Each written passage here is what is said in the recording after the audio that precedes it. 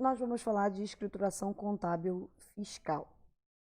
Então, eu quero convidar vocês a nos seguir nas redes sociais. A descrição está no vídeo, se você está vendo e ouvindo, né, pelo canal do YouTube. E a descrição também está no podcast, caso você esteja nos ouvindo através do podcast. É muito importante para a gente que vocês nos sigam no podcast e se inscreva no canal do YouTube. Vamos falar do campo P300? Então, no campo P300, a gente está falando de empresa do lucro presumido. Já informei a minha receita no campo P200, a minha receita tributável, né? Mais as demais receitas, cheguei na base de cálculo.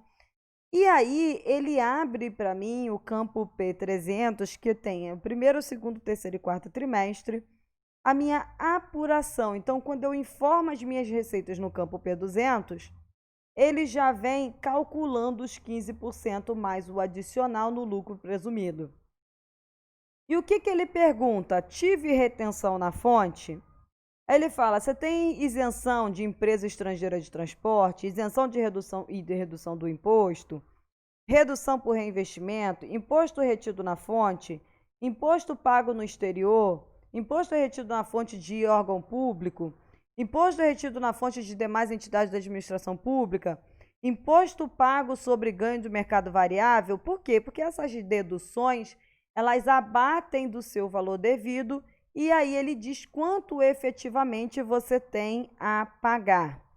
Se você é uma empresa da área de imobiliária, na área de construção civil, incorporação, se você tiver empresas no RET, você tem que informar no campo, na linha 16 em separado, tá? E aí, o que vai acontecer aqui? Esse imposto a pagar tem que ser exatamente o valor declarado em DCTF.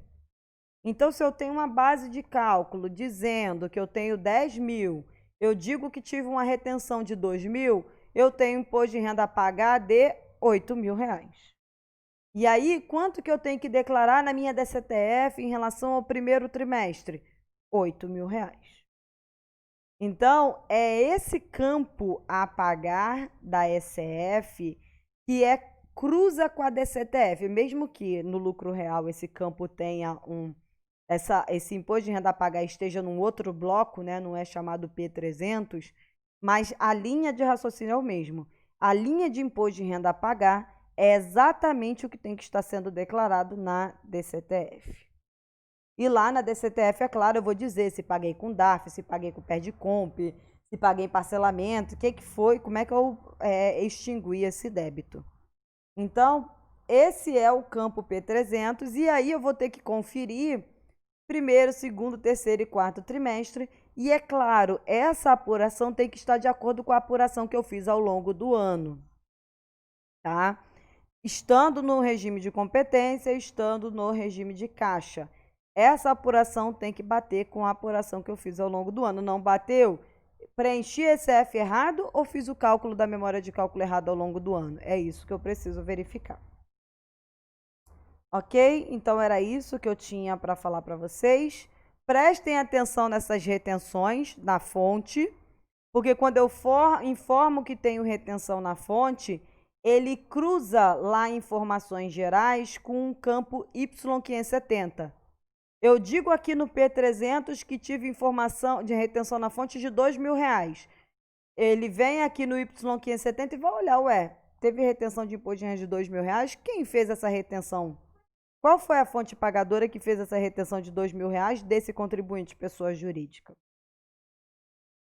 Então, cuidado, você tem que saber quais campos estão sendo cruzados entre si dentro da SF e quais campos são cruzados com a DIRF, qual campo é cruzado com o ECD, qual campo cruza com o informe de rendimentos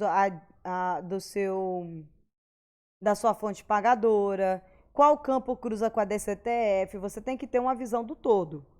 Porque senão o risco de fiscalização, essa semana que eu estou gravando esse vídeo, eu vi que a Receita Federal está colocando várias empresas na malha fina por causa de declarações do SPED, FD Contribuições, ECD, ECF.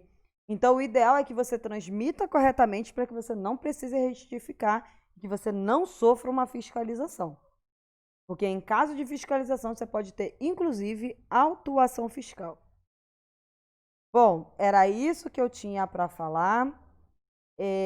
Muito obrigada pela atenção de vocês, pelo interesse. E até o próximo vídeo, até o próximo podcast.